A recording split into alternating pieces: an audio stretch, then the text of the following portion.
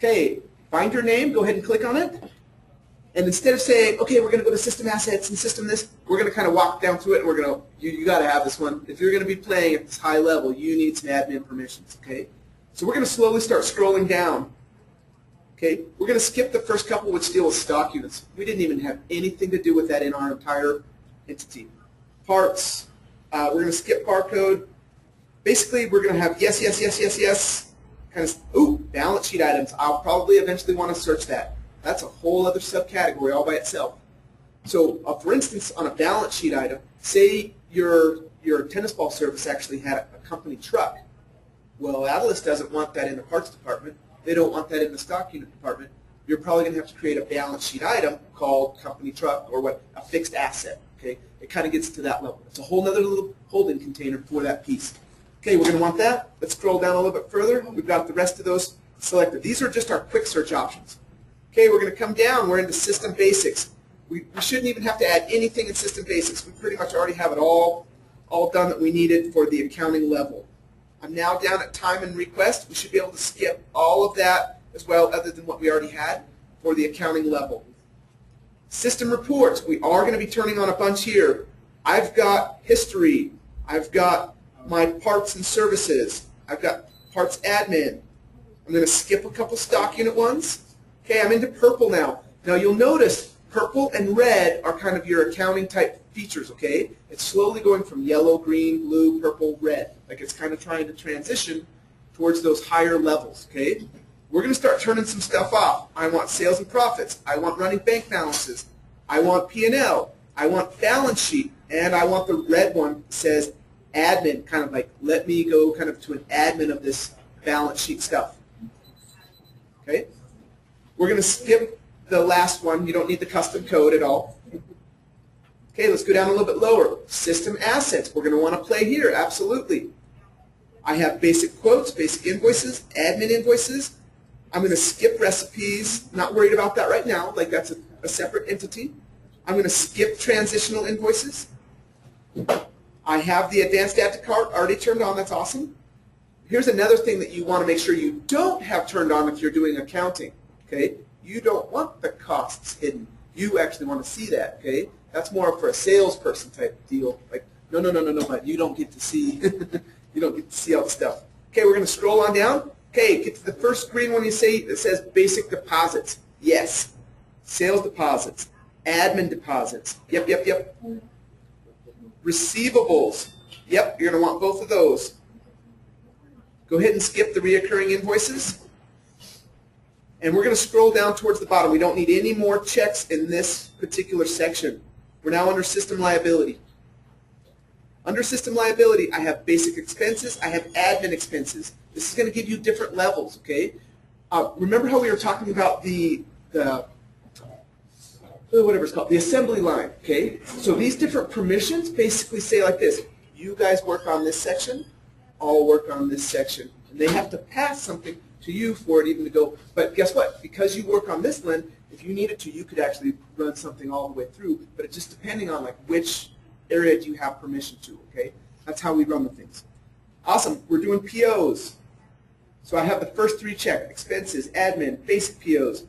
Go ahead and skip this, skip this. This one is very important if you end up doing like mixed inventory, kind of lots of generic items, like you're buying from tons of different pieces. Special POs. Yeah. So we're going to kind of skip a few of these, but I did turn on purchase order admin, because what this will allow me to do is actually verify it, say, yes, that is a good PO, let's pay it, okay? It will allow me to verify it. Here's the next ones that we're missing: basic payables and admin payables. Let's turn them on. Okay, we're going to skip a couple. Now this gets totally into payroll type stuff. We're going to skip all of this. If we circle back to payroll, we'll turn some more permissions on. But for right now, we're going to skip it. Okay, come on down to system maintenance. Okay, we have photo management. We have flex grids in case we need them. We have clients, both admin and whatnot. Okay, I'm right by the blue one, add edit vendor. If I'm the one who, if I didn't have this turned on, somebody could use vendors that already exist in the system. So say I have Johnny, and I'm saying, Johnny, you're going to help with incoming pieces. And we always buy from Tennis Today. Okay? They'll never see an add edit button. They never get the chance to actually add a new one called, Johnny's Pro Shop or whatever. Okay, they just get to use what's there. Okay, Okay, the next two purple ones, we definitely want them. Added expense types and added deposit types, okay? What this does is this actually gives you your categorizations.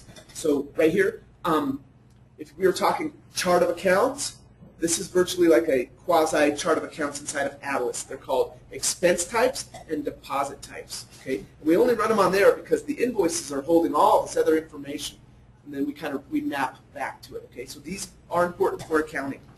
Okay, we're going to start skipping a few of the silver ones. Go ahead and scroll all the way down to the next purple one, which is Add Edit Bank. Absolutely. We don't need the Add Edit department. If you want to click it, it's fine. That deals with kind of payroll type stuff where you're assigning users to departments. Okay, it's not a big deal. And we're going to have the Add Edit location. Okay, we're now at the very, very bottom part, which is the last couple boxes. And I'm going to have you just make sure you have the first two. That creates you as the admin user. We do want to allow for the final deposits and receipt posts. If not, this is a whole nother level. You have basic deposits, admin deposits, and then final post. Okay, see how it's like a triple layer thing? So if you wanted, I'll just turn it on if you're actually the absolute admin. Turn it on. We're going to skip this next one and the next one. They deal with stock units. And say edit the payee. Now what I'd like you to do is let's have you go to your chooser page and everybody go to the My Favorites. We should have a ton of buttons that have been activated. Okay? I'm missing customer queue, I'm missing floor plan. Not a big deal, not a big deal. I don't have payroll turned on or time clocks. But I've got power. I've got a ton of power in my system.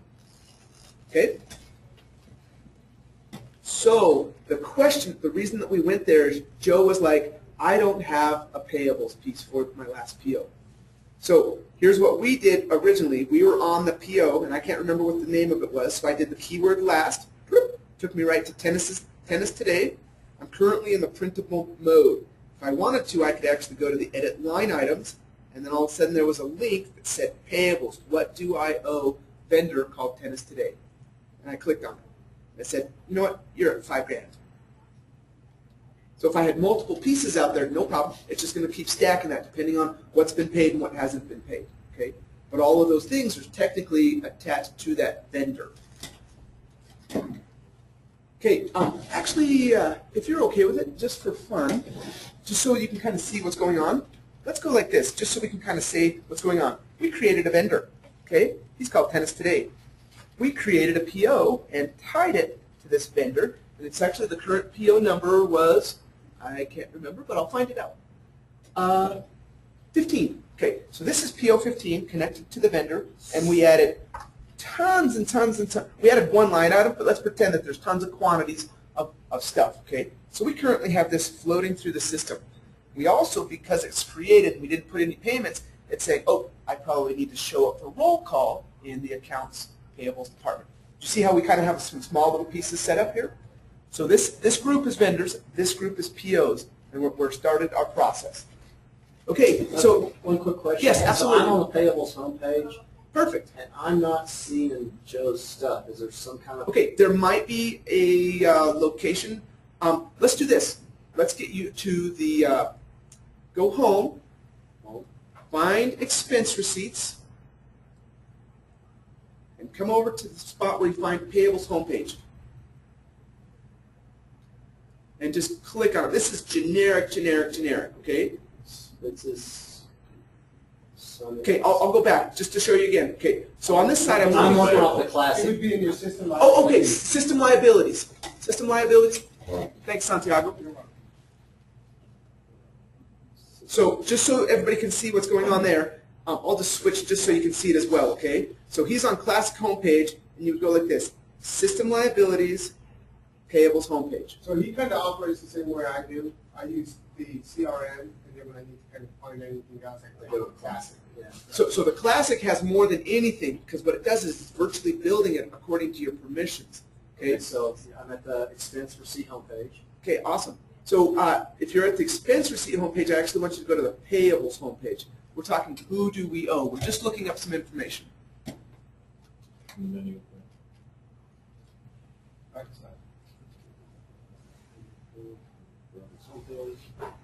Yeah, it's just my stuff. I don't see any of Joe's stuff. Which stuff? So I'm on the payables homepage. I've got here tenants today. Well, Oh, sorry, 5,000. sorry. Yes, sorry. Okay, no problem. What we did originally is we just said, hey, filter it just by tenants today. Like when I was on that physical PO, Okay. and I said, what are my payables? What it did is it virtually came back to this report and it did a miniature filter and said, I don't even care about Joe's clown supplies and all this kind of stuff. I just want tenants today. Okay. That's why it only had one line item. For now, I'm actually looking at this, and it looks like we currently have about 12 grand sitting out in our payables. It's just going to sit there. It's happily sitting there. You don't even have to pay attention to it until you're ready to pay for something. Okay? It's just happily sitting there. For inventory and purchase? Correct, Shannon. That is correct. Yes. And so, Shannon, just really quick to review, here's what we did. We created a PO right here. So this PO right here, this is our vendor right here, Tennis Today. We created a PO, which was number 15, and it had new inventory coming in, 2,500. So for some of your stuff, you may not have a whole lot of real life inventory. I don't have any inventory. Okay, that's great. That makes it Like other easy. stuff, but I get it. So this is technically on the inventory side. What we're doing is we're walking through an accounting scenario so that we can kind of see where all the pieces. Can we do a service scenario? now? Absolutely. Okay, we will for sure. Service scenarios, you'll love it. You're gonna be, oh my goodness, piece of cake. Well, I'm ready to see that. Okay. Not a piece of cake. Cool. So any questions on this? We basically have these two items that are set up now. Okay, and what we've done is because it has 0 payments, it's saying, hey, the whole thing is virtually saying, hey, I'm still out in payable land. Okay, which automatically sends itself to the balance sheet as part of your payables. Okay, so we haven't done any accounting. All we did was we created a PO and added some inventory. Okay, but automatically because it's not paid, it's like, well, sometimes I'll have to search back. But we automatically know what level or status that is. Okay, so let's check our document, see where we're at. Incoming side, we needed a PO for 5,000, $2 a piece, 2,500 of them. The vendor was going to be called Tennis Today and put it all on account. Did we do that? Awesome, piece of cake. Okay, so we're going to actually divide and conquer here, and I'm going to actually give 2 of you an assignment to do this, okay? Shannon, can you go help Shannon? Mm-hmm. And I'd like you to do the 500 to the U.S. Open for 275, the whole thing on account. So you'll need to add a new customer called U.S. Open, okay? And you'll need to sell 500 of those tennis balls and change the price. Instead of $3, it's going to be this. Okay, who wants to do the other invoice? Joe, you're on it, okay? You have one going to the Clowns R Us that you already created. You're going to sell them 2,000 items at $3 a piece, and eventually they're only going to pay 50% of that, okay? I'm going to let you guys go ahead and do those things, and then when you're done, we're going to go look at what you guys are doing. I don't have to necessarily do it. This is how things happen in a business. You divide and conquer, and other people are playing into the puzzle, okay? So what I missed today, Brandon? Oh, nothing. No. So we talked about security, talked a ton about security, like how Adilas plays and some of the different security pieces and secure socket layers and encryption and all that kind of stuff. We also talked a ton about FlexGrid and how easy it is, and we did a scenario of an airport where Dan Schufert was a pilot and he had multiple airplanes, and we were able to tie multiple airplanes by its tail number to Danny. And then we also had a question earlier today. Somebody said, hey, I maxed out my notes on an invoice field. How can I put tons and tons of invoices on there? So what we did is we said, cool, transparent FlexGrid, add as many as you want to that invoice, knock yourself Is out. that unlimited, criteria? Or Okay, so each little piece of FlexGrid has 255 characters, which is actually a pretty decent paragraph. Yeah. But you can add as many of those as you want. So you can just keep adding. Oh yeah, yep. Matter of fact, while they're doing their invoices, I'll take you to that particular invoice so you can see what we did. I just did 2 demos for 2 body shops, detail ones on the body. Awesome. So I'm going to go invoice homepage, and I can't remember who we made that particular invoice to. I think it was this $510 right here. I'm just going to check, okay? Click here, scroll down. Looks like you guys got some elements of time set up on that. We did a bunch. I can't remember which one we did, so it's going to be. And then you could just do a quick search though. You can select FlexGrid, do a quick search. Oh yeah, I could easily just do a quick search on a FlexGrid and kind of pull it up. I was going to actually show you the physical invoice. Yeah. Okay, here's one that has a little piece of flex grid. This should show up. This was actually number 3. We actually assigned a number of them that were, here's all 3 of them, okay? Yeah. So we had transparent, transparent, and show. So I really never use that more options function on your button. Okay, so on the invoices, what it is we're printing these out sometimes. And so instead of having this many links at the top, Yeah. we just kind of hit it a little bit. Well, what I do is usually when I'm doing invoice, I usually just say PDF. Yeah, it won't even have those buttons at the top of PDF level. So. Yeah. Okay. Awesome. So the one thing that we wanted to show you is we were in here and we said add a new FlexGrid tie-in. And this is the piece that we were kind of talking about. Is way down towards the bottom there's a thing called visible status. And we basically just flipped it to transparent instead of visible. And then we could add our notes. And once again, it'll start counting.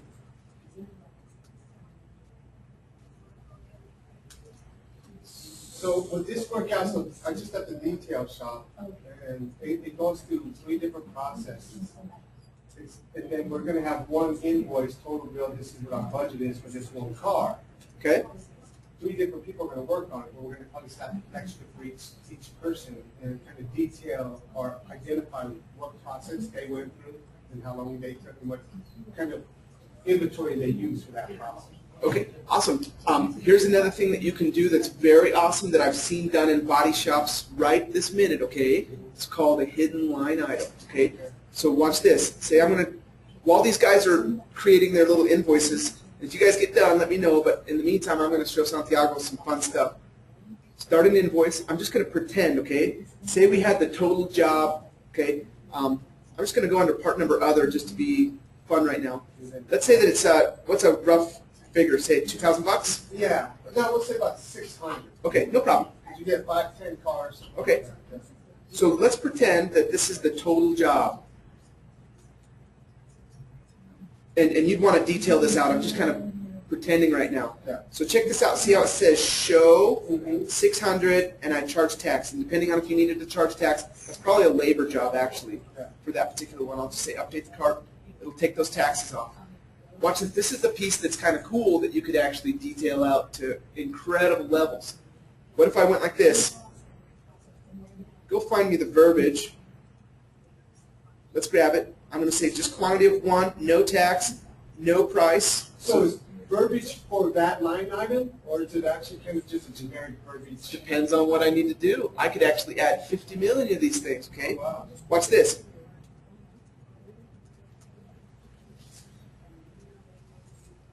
So this is for Sammy, some of his instructions, and watch right here. Click. Hidden. And then you're just going to add the cart. Add it to the cart, okay? Watch this. I'm going to do another one for the exact same thing. Verbiage. I'm going to advanced add to cart the thing. I'm going to go 1, price of 0, because I don't really want it to show up. And this is going to be verbiage for Tommy. Cool. Like, if I don't want to show how much I'm paying for salty, see, Yeah. I could actually add that on their hours to who it is, and then. Okay, that's hidden line items. Hidden line items cannot have a price. You basically, the price, remember that the $600? That was holding our master price. Now we're just hiding some line items. Watch this. Hey, remember that you need to check I don't need that effects grid for that. the oil. No. This is all internal to the invoice, okay? Whatever. I have tons of information. Oh, guess what? I messed up. See how I put it under show? Not a problem. Quick little edit. We'll flip that thing, okay? My bad. I kind of went too fast on it. Okay, so it's a show, hidden, update. So this invoice has a total job for 600, and you have tons of details. And then we have hidden for Sammy and hidden for Tommy. Hidden, okay? So when I go to check out, I'm just going to quickly assign a customer to this. And Danny's been one of my favorite ones to assign customers to, so I hope he doesn't mind. So basically, here's the whole deal. Here's my customer. He's going to get a $600 job. Here's a ton of extra verbiage. I could even pull in real-life prices and items and like things that I like physical parts that I have to. Yep. So the whole job might be like, hey, we're going to do this for you, but I might also have to get a custom bumper and this. That's real inventory. So you're going to be mixing between services hidden and real life It's pieces. like the body shop when they have to order from the manufacturer, like, you know. Correct. So like if you had a real item, let's pretend that this guy wanted a tennis ball. We have tennis balls in here, okay? So I'm going to search The tennis. insurance adjuster anyway, the insurance adjuster's going to want to know how much they're paying for each item, what your hours are going to be. Correct. So this is physically a real live item, okay? So I'm going to actually just assign this to it, okay? So here's the total job. You would detail it out. We have a hidden and a hidden verbiage, okay?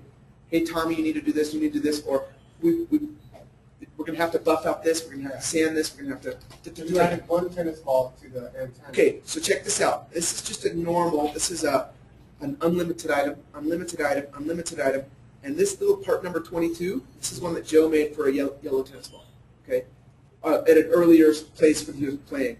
It's taxable, so we do have 15 cents tax on top of that whole thing. Everything else is labor, miscellaneous, whatever we needed to do, okay? So at this point, we go like this. We say checkout, boom, and say, hey, just so you know, this particular customer has some taxes being applied, but he's currently under a, like, he doesn't have, it's basically telling, it's a prompt. According to the system, this current client has a tax category reminder setting of labor. So let me just show you why that message was right here. So basically, him, as Danny, they assigned his tax category to labor, which was non-taxable, but we're charging tax, and so it's just a warning, kind of like, whoa, you said he was a laborer, you might want to go check this. So if that was the warning that I got, I would probably go like this. You know what? Looks like he must, for some reason, he's actually non-taxable. Okay. So then I would say checkout. So now I don't have that warning. And is he paying for this, or is he just, here's my $600 plus my $3 for my tennis ball. I'm just going to say it's on account right now, okay? Cool. We'll get you hooked up when you actually pay for this. Now right now, look at this. I only see 2 line items. Oh, wow, on the invoice. What happened to my other stuff? They're hidden. They're hidden. Watch this. Come up here, show hidden line items. Just so you know, we've got a couple hidden Now, ones that are... if you do show him line items, is that going to print on the invoice when you hit? If you want it to, Okay. you can choose. Like, Okay, so do you... just say no, I don't want to show it. Yep. No. So check this out right here. Let's go to this little thing that actually is called your limited format. Say we actually wanted to have Johnny come in here and be like, say you print, here's what I've seen done on this particular one, okay? So see how you have all these little check boxes here? This is the pieces of the line item. I've seen people who actually, they get the job, the salesperson's dealing with the customer, they're figuring out what the body shop job is, and they detail the whole thing out. Then they print out this list that has all of this information, any sort of verbiage that they want. Everything that's hidden won't ever show up on the customer invoice, but it's still signed. So you can print 2 invoices, got one for the body shop and then one for the customer. Oh, absolutely. Same thing, but totally different. Yep. And so what happens here is, what they do is they print it off and they stick it in a nice little sleeve and they attach it to the mirror of the vehicle, okay? So all of a sudden the person, as they're doing it, and they could even like sign off like, hey, Johnny did number 2, Johnny did number 3, Fred did number 4. You could divide and conquer because it's almost like a virtual checklist. When the whole thing is done, somebody would inspect it and then they would kind of go from there. But I just wanted to show you the hidden line items.